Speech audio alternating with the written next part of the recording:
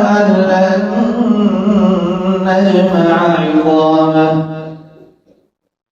بلى قادرين على أن نسوي بنانه بل يريد الإنسان ليفجر أمامه يسأل أيان يوم القيامة فإذا برق البصر وخسف القمر وجمع الشمس والقمر يقول الإنسان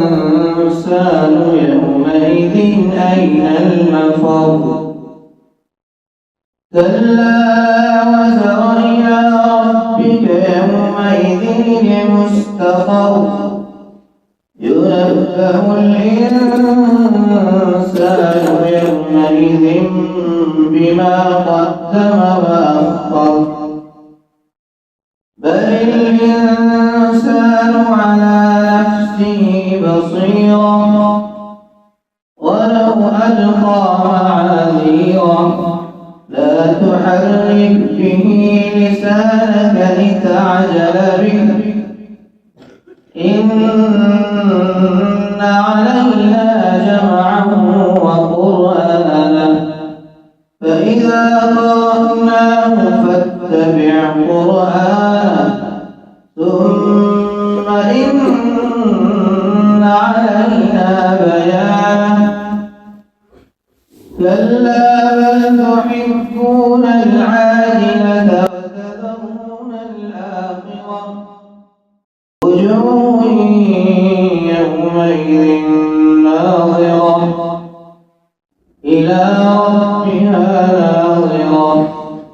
ووجوه يومئذ باسرة تظن أن يفعل بها فاقرة كلا إذا بلغت التراقي وقيل من راق وظن أنه الفراق والتفت الساق بالساق إلى ربك يومئذ المساق فلا صدق ولا صلى ولكن كذب وتولى ثم ذهب إلى أهله يتمطى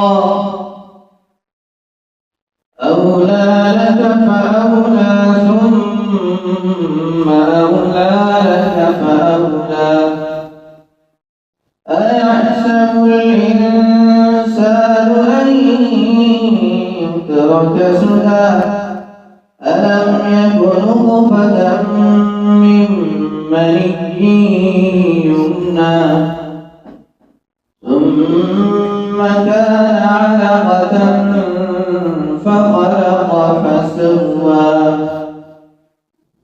فجعل منه الزوجين الذكر والأنثى أليس ذلك بقادر على أن يحيي الموتى